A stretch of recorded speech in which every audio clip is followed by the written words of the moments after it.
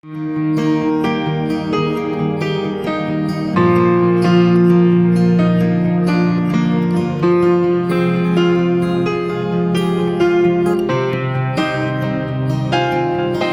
esas noches que la vida te regala. Hola, buenos días. Bienvenidos a un nuevo vídeo de la Escuela para Padres desde la Neuropsicobiología. Voy a continuar con el apartado de desarrollo de la inteligencia emocional, comprendiendo qué hace el cerebro de nuestros hijos para que esté más sensible, más vulnerable o más necesitado de ciertas pautas requeridas de los padres. Estuvimos hablando en la última sesión de cómo crear un vínculo adecuado con nuestros hijos para que la adolescencia sea el más interesante, cómo el cerebro libera oxitocina, sobre la continuación del vínculo. El vínculo es imprescindible. El vínculo lo que hace es reconectar la sinergia familiar. Es muy importante. En este apartado se está trabajando muchísimo en varias investigaciones que están dando muchos resultados. Ya comenté algunos de Harlow o de otros sobre la necesidad de la madre, fundamentalmente durante los primeros años. Aquellos primates que tenían simplemente un muñeco de peluche protegían más su identidad y se liberaban más del caos que es la esquizofrenia o la psicosis, o directamente morían. Vamos a continuar por ello en un apartado que me parece muy interesante, para hacerles sentir una persona valiosa. Bien. A veces los padres nos encontramos en el día a día siendo, pues, sinceramente, un auténtico rollo. Todos son normas, todos son obligaciones, todos son, por ejemplo, un niño que ha pasado 5 o 6 horas en clase, preguntarle cómo ha ido, le has dicho esto al profesor, están cansados. Necesitamos también que vinculen a nosotros el apartado más libre y ya nos comentarán en su momento cómo podemos hacer. Frases como estas: te invita a la leche, ponte tus zapatos, no pegues a tus hermanos, que hay que decirlo, no te quites los zapatos, apaga la tele. Segundamente, cualquier relación en la que una de las dos partes se pase el día dando órdenes o instrucciones a la otra, pues tiene poco futuro. Y esto lo hacen muchísimos.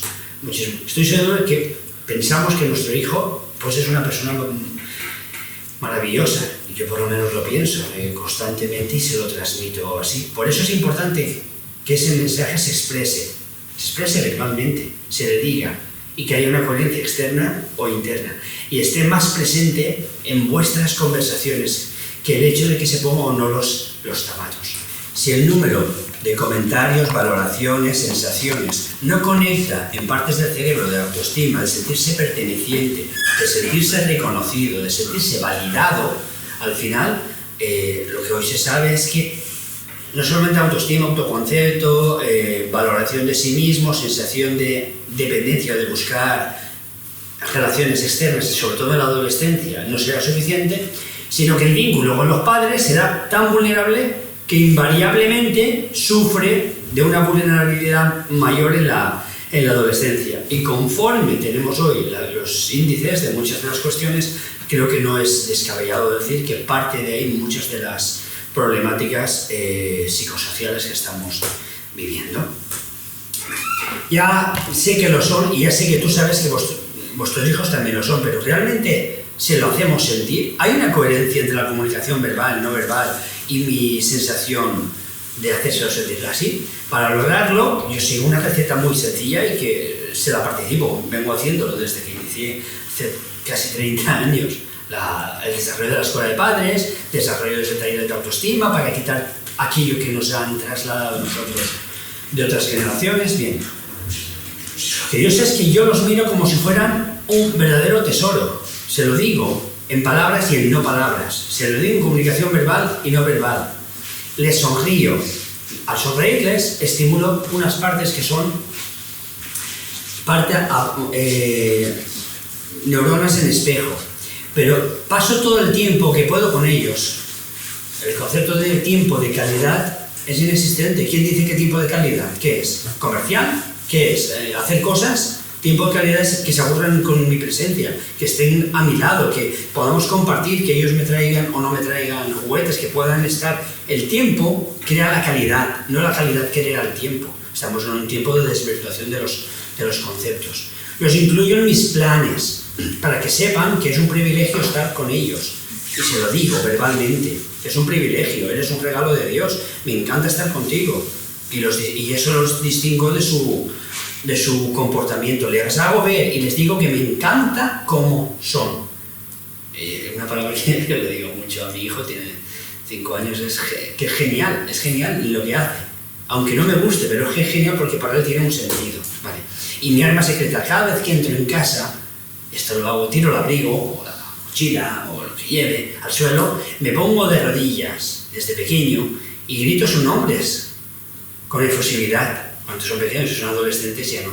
Y eso que les hace sentir, de allá donde estén, salen, es un juego, es un vínculo de pertenencia que les hace sentir validados, significados, tenidos en mucha consideración, y eso estimula, se les pusiera un casquete cerebral. Al hablar con algunos compañeros de mi profesión, esto marca un índice de diferencial de conectividad cerebral. Bien. Así, ellos vienen corriendo a saludarme y me devuelven el mismo cariño que les doy. No esperemos que nuestros hijos pues nos adoren si tú no les haces sentir primero a ellos que son especiales cada día de sus vidas.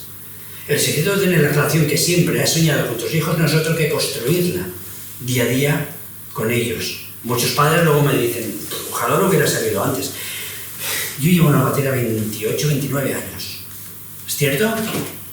29 años. Llevo haciendo la escuela de padres, no sé, yo sé, desde antes del Big Bang, yo qué sé. Así que esto yo lo recomiendo para muchos padres. Hay un cambio entre lo que yo he vivido y lo que yo puedo hacer. Bien. Entonces, recordemos, un vínculo positivo y seguro es necesario para el desarrollo cerebral del niño. La confianza en sí mismo y en el mundo en el que vive constituyen los cimientos de una buena inteligencia emocional. La confianza en sí mismo, porque se la habré transmitido yo, nadie, igual que los monos primates de Harlow, desarrollaban confianza en sí mismo, necesitaban un aspecto externo, porque el ser humano nace fuera de la madurez neuropsicobiológica, necesitamos un otro que nos haga sentir validados y queridos. Para lograrlo es necesario abrazarlo, porque eso va a generar oxitocina, como hablamos mucho, serotonina, dopamina, besarlo con frecuencia, pasar tiempo, el tiempo de calidad es tiempo que luego se convertirá en calidad, juntos y conversar con él de una manera recíproca, evitar traicionar su confianza, por ejemplo, con mentiras, y hacerle sentir una persona valiosa y excepcional. Vamos ahora con un apartado que antes la he señalado sobre el tema de la confianza, conforme estoy señalando aquí abajo. Vale. La confianza, he cogido esta frase de un autor, de igual, confianza, mi padre me hizo el mejor y mayor regalo que se puede hacer a un hijo, creyó en mí. Esa frase me gustó, yo me siento identificado con esa frase, pero es de otro autor, simplemente la cogí. Hay muchísimos autores que han hablado de este concepto. Voy a desarrollar en esta sesión el concepto de la confianza, tener fe en el otro, saber que el otro va a estar ahí, que va a hacer lo que dice, hace y que es coherente con lo que hace.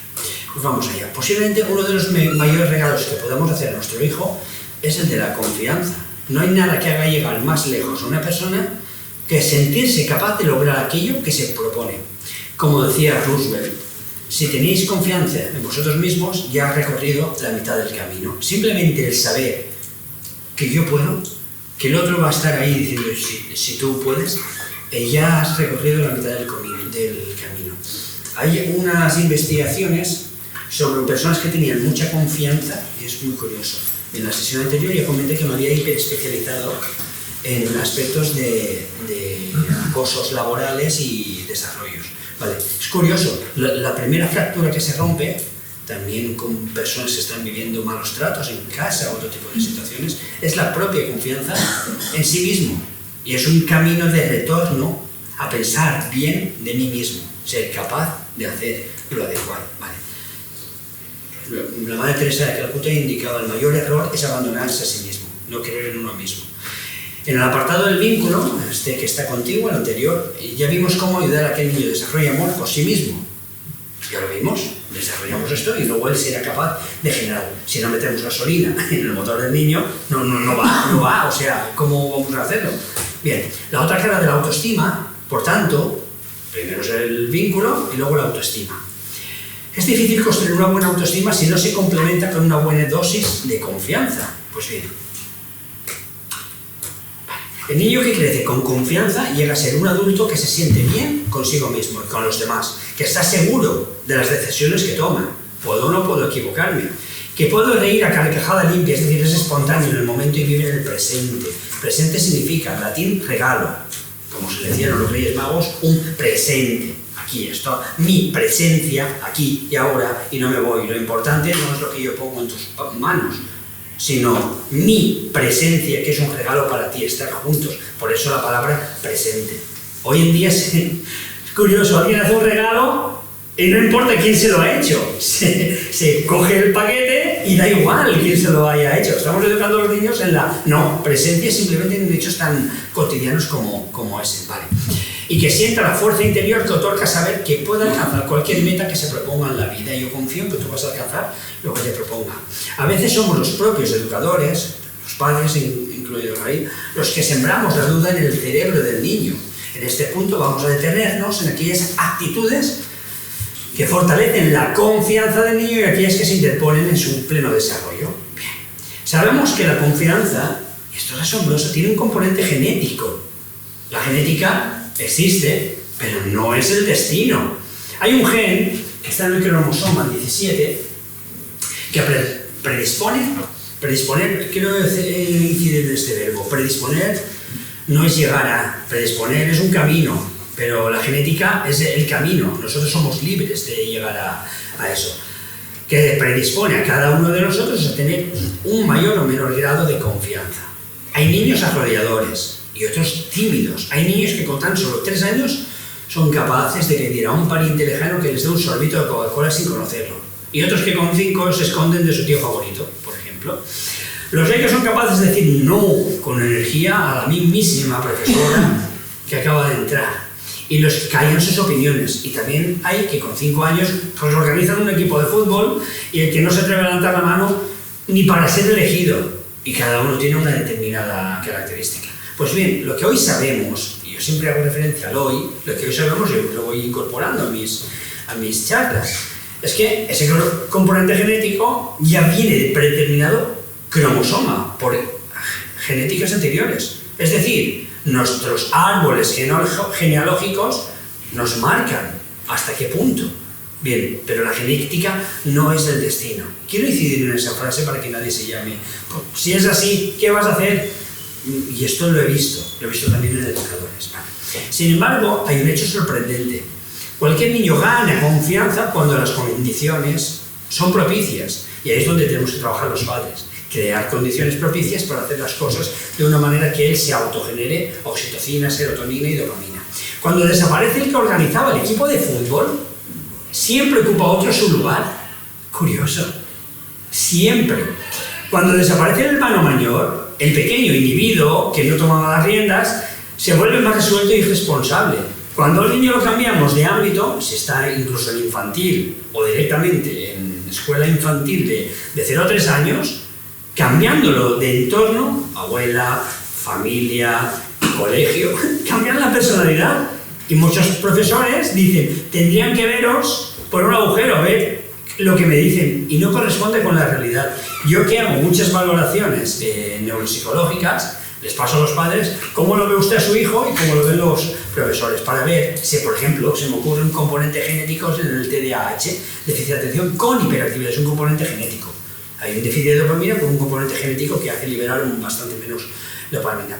Pues bien, frecuentísimamente no coinciden. Los estilos quizá educativos, las oportunidades no son coincidentes. Igualmente, cuando se ausenta la mamá o desaparecen los compañeros de su edad y aparecen los más pequeños, todos los niños van a ganar en seguridad. Curioso. Esto nos habla de que todos los niños, debería haber puesto esta palabra en mayúscula, tienen la capacidad de tener un alto grado de confianza en sí mismos. Bien, solo necesitan las condiciones propicias, sentir la responsabilidad y la confianza de cuantos están a su alrededor. Vale.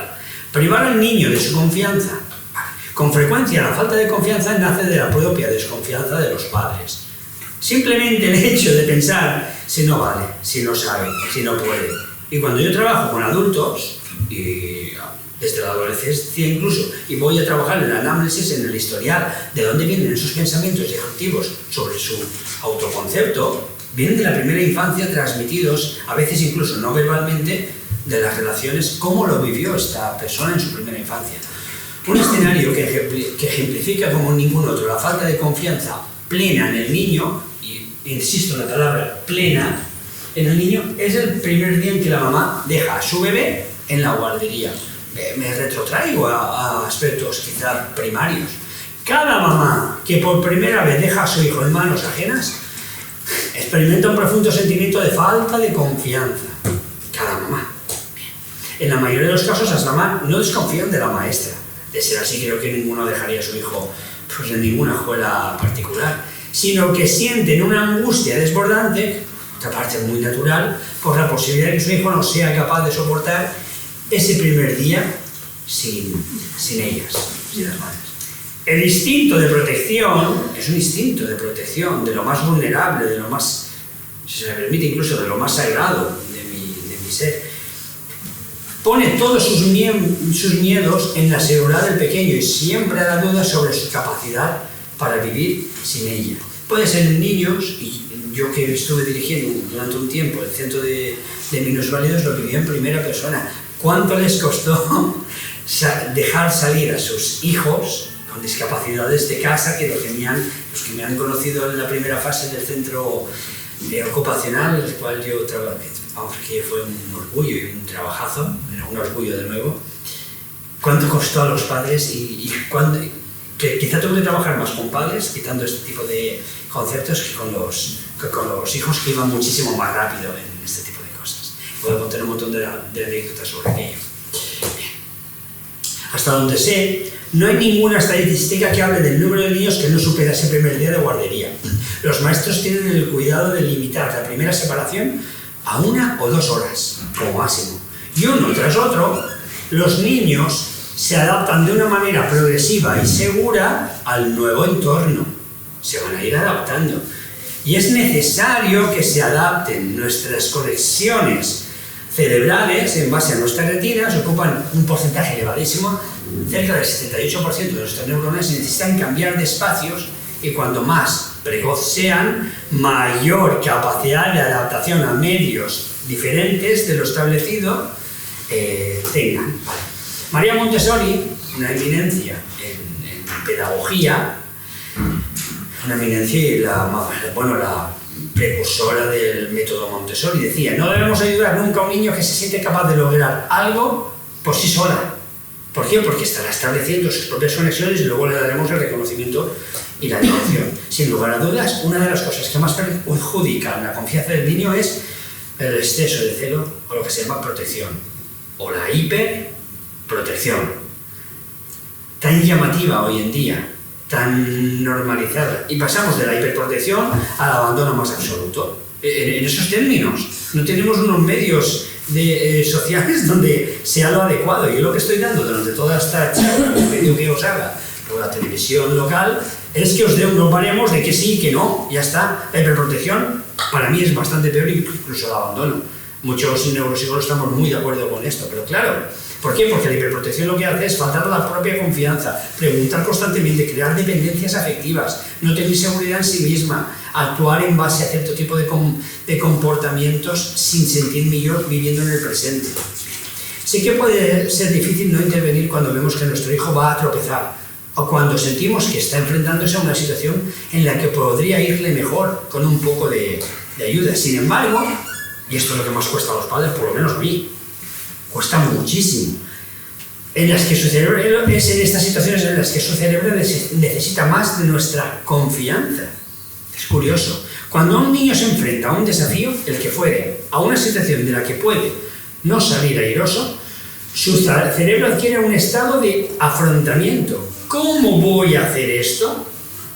Pues bien, hay dos grandes protagonistas en el cerebro en lo que a confianza se refiere. En primer lugar, tenemos una zona, se llama la amígdala, zona inconsciente, zona del miedo. En esta estructura es una de las partes más importantes del cerebro emocional. No consciente, funciona como una alarma que se activa cada vez que el cerebro detecta una situación peligrosa. Y también una situación no conocida, porque es peligroso equivocarme, y más delante de otros. ¿Cómo lo...? Y en segundo lugar, el lóbulo frontal, sobre todo el prefrontal. En el cerebro racional ejerce una función de control, ofreciendo al niño la posibilidad de dominar la situación, de tomar decisiones, de tomar atención a lo que es importante, de decidir y de mantener esa decisión y perseverar. El lóbulo frontal es capaz de poner límites al miedo, digámoslo así. En la amígdala se dispara muy rápidamente, libera cortisona, pánico, miedo, pero el lóbulo frontal no para tanto, soy capaz de controlo. En algunas, suelo contar esta anécdota, en algunos aeropuertos internacionales americanos se han puesto especialistas en psicología y sobre todo en neuropsicología y han descubierto una cosa asombrosa. Respirando 3 veces, entre 3 y 5, disminuye la cantidad de cortisona. Frena la amígdala y lo que libera la amígdala, cortisona, y toma el control lóbulo frontal.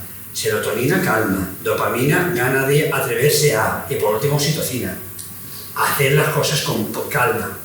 Muy bien. Pues bien, siempre que hay una situación de cierto peligro, estas dos partes del cerebro libran una batalla. Es una batalla espiritual. Vamos. Literalmente. Es interna, es invisible. ¿Qué hago y qué no hago? Para ver quién tiene más fuerza. Bien, si gana la amígdala, el niño se sentirá asustado.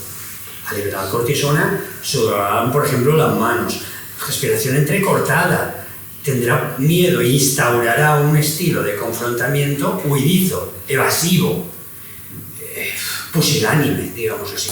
Si gana el lóbulo frontal, dominará el autocontrol, la seguridad y la confianza.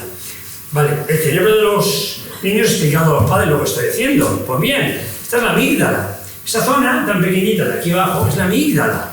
Libera una cantidad de fluidos. Bueno, realmente esta es la hipófisis.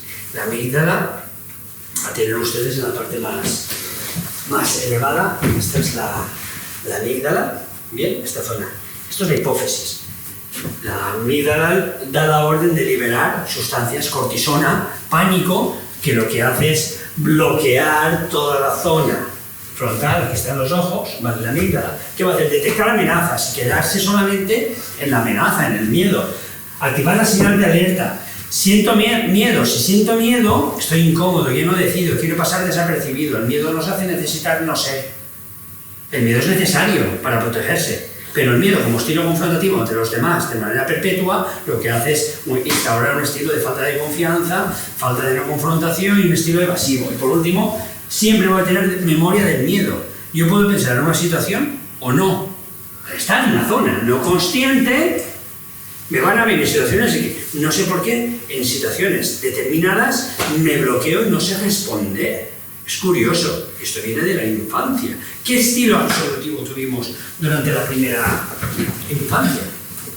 Bien, supongamos que un niño que lleva pocos meses caminando se afana por trepar al banco de un parque. Esto no es una situación social, puede ser, ¿vale? El niño se afana por trepar al banco, estamos hablando de un niño de 1 año, añito y poco. En este escenario hay 3 posibles alternativas: que el papá no intervenga, que intervenga con calma o que lo haga asustado. Cada cual se va a valorar qué estilo haría. Si vuestro padre o madre están tranquilos, el cerebro del niño se mantendrá alerta.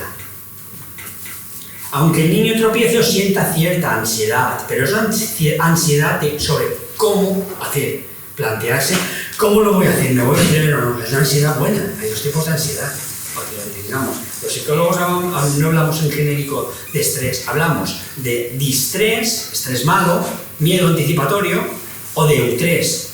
¿Cómo voy a hacer algo y cómo me voy sintiendo mientras hago algo? Es como cuando estás haciendo algo, te vas sintiendo cada vez más realizado, pero es un estrés agradable, bueno. Ese eustrés que llamamos los psicólogos no libera cortisona, libera dopamina, libera serotonina, libera oxitocina, libera cosas muy chulas y nos hace sentir planificados y plenos. Hasta el punto que a nivel de reloj interno, que está en ciertas partes, no controla el cerebro, hasta el punto que el tiempo nos pasa muchísimo más rápido, que nos sentimos más llenos. Bien, eso es lo que tenemos que transmitir. Si los padres intervienen, estarán quitando el papel protagonista a la determinación del niño. ¿Y qué es la determinación del niño sino el niño en sí mismo? Un niño es lo que se determina a hacer, no la copia y pega de lo que los demás quieren. Creo que estar explicándome, o por lo menos es mi intención. Su cerebro emocional no se sentirá tranquilo porque no es el propio niño quien lo controla, sino que aprenderá que necesita a su papá o a su mamá para sentirse bien. Si la mamá da un grito, el papá sale corriendo hacia el niño o el niño detecta una expresión de pavor en la cara de sus papás. Entonces su cerebro liberará la señal de alarma, en este caso la amígdala se activará y el niño sentirá inmediatamente pavor, que no había sentido antes. Es cierto que tenemos que prevenirlos, protegerlos, pero no anularlos. Estas son las palabras que se pueden utilizar. Este es el esquema: tengo miedo, pero controlo. Mi cerebro sabe que puede controlar el miedo. Tengo miedo, pero no lo controlo. Mis padres me ayudan siempre. Solo mis padres pueden controlar mi miedo. Necesito después a alguien que me controle y que me diga qué debo hacer. Tengo cantidad de pacientes, que me dicen, ¿y usted qué haría? Y siempre viene de esto. Y hago la análisis, ¿cómo lo harías tú? Yo qué sé. Es tu experiencia. ¿Cómo salimos de ese estado de anulación? Por eso me dice, entre otras cosas, neuropsicólogo. Para ayudar a las personas a controlar, aumentar la zona prefrontal y anular la estimulación de cortisona desde la amígdala. Tengo miedo y mis padres, pánico. Debo sentir miedo porque el mundo es peligroso. Bien. Las dos de abajo son peligrosísimas a nivel de autoconfianza. En este sentido, independientemente del punto de partida de cada niño, en qué momento esté, la confianza de este y el punto de partida será a nivel cromosómico, cómo está, qué nos hemos transmitido de generación en generación, cómo ha sido ese cromosoma 17. La confianza de este depende directamente de la confianza que sus padres depositen en él. Si sus padres se pasan todo el día preocupados por su salud, por su seguridad, por su bienestar, el cerebro del niño solo puede entender dos cosas: o que el mundo es peligroso y que no es del todo capaz, tú no eres del todo capaz de enfrentarse a la vida por ti mismo. Sin mí no eres nada. Busca a alguien que te diga lo que tienes que hacer. Apóyate en los demás. Ante cualquier desafío o novedad, el niño sentirá en su amígdala, y la amígdala, vuelvo a decir, es inconsciente, esa zona cerebral que libera por medio de la hipófisis sustancias, cortisona, parálisis, una señal de alarma que lo hará reaccionar con miedo. Miedo a veces no visible, no perceptible, ni a propios ni a extraños, buscando huir del reto y escondiéndose detrás de la falda de su mamá. Y la mamá puede ser cualquier tipo de circunstancias. Cuando trabajo con esto me he encontrado cantidad de veces necesidad de adicciones, vuelvo a repetir. Bien. Sin embargo, aquellos niños en los que sus padres han depositado más confianza serán capaces de activar los circuitos de afrontamiento, lóbulo prefrontal, 46% de nuestro cerebro, y de mantenerlos firmes incluso ante la incertidumbre. Hay personas que viven muy mal la incertidumbre. ¿Y qué pasará? Y el no saber. Vale, no hay nada más agobiante que la incertidumbre para sentirse así. Viktor Frankl estuvo en Auschwitz. Viktor Frankl es el creador de la escuela humanista y decía: de allí no salimos los mejores, solamente salimos los que tuvimos, digámoslo con palabras mías de neuropsicólogo, circuitos de afrontamiento para mantenernos firmes ante la incertidumbre. Coincidieron muchas veces con personas que se cuidaban a sí mismos y decían: a los que mandaban a la cámara de gas, me impresiona esto y les recomiendo El hombre en busca de sentido, de Viktor Frankl. Se lo recomiendo vivamente, es una obra mayor. Yo me permito decirlo así, dentro de la escuela humanista, yo soy discípulo de la obra de Viktor Frankl en la medida de lo posible. Decían: los que empezaban a no cuidarse o con afeitado, mira que era difícil en aquellos momentos, o a no cuidarse comiendo la escasísima ración para que no sintieran hambre, sino ir mendigando después y no hacer... Los que empezaban a no cuidarse a nivel de pensamiento acababan muy rápidamente en las cámaras de gas. No es que, sino que llevaban la atención sobre su pobre estado y acababan creciéndose merecedores del castigo. Es asombroso.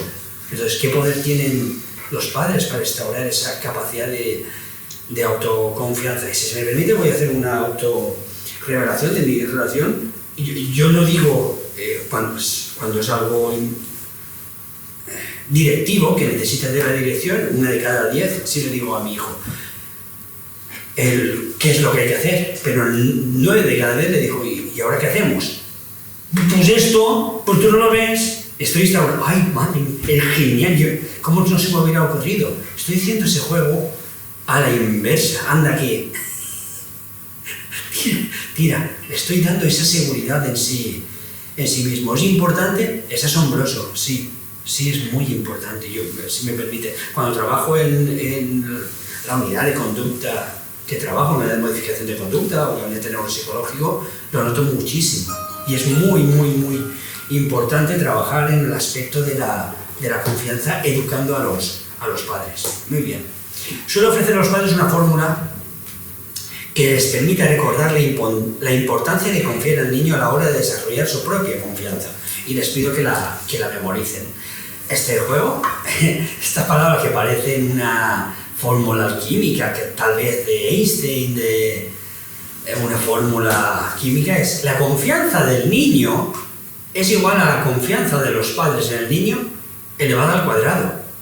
Sí, señor. Vuelvo a repetirla. La confianza que el niño va a tener en sí mismo es lo que los niños han recibido de sus padres, pero los niños lo elevarán al cuadrado. Muy bien.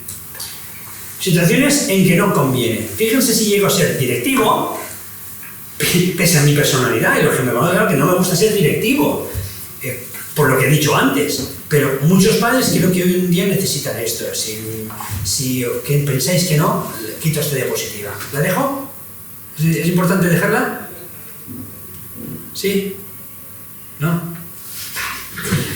Vale, serán que no conviene proteger al niño cuando está jugando solo y entretenido. No le interrumpamos, el desarrollo cerebral está liberando oxitocina, juegos, cuando está jugando con otros niños. No hagamos cosas que pueda hacer para desarrollar su confrontación con los demás. Cuando están interaccionando con otros adultos, cuando ha tomado una decisión sobre algo, aunque se pueda mejorar, ya os expliqué que las relaciones son por aproximaciones sucesivas. Y situaciones que debemos proteger al niño, proteger y no proteger. Peligro de lesión, peligro de muerte, intoxicación, conducta, situación de abuso. ¿Vale? Ya está. A veces ponemos esta columna de la derecha aquí. ¿Esas situaciones existen? ¿Y quién las pone? Pues los padres frecuentemente, pero existen no, estaremos anulando, hiperprotegiendo de nuevo, ¿vale? Riesgo de pequeño golpe o caída, riesgo de arañazo, yo lo pongo más aquí. Riesgo de pequeño golpe o caída no es un peligro de lesión, debemos aprender a distinguirlo. Bien, peligro de discusiones leves con hermanos leves, cada vez mayores con hermanos. Vale, aprender a ofrecer mensajes positivos. Bien, otra buena estrategia para construir mensajes.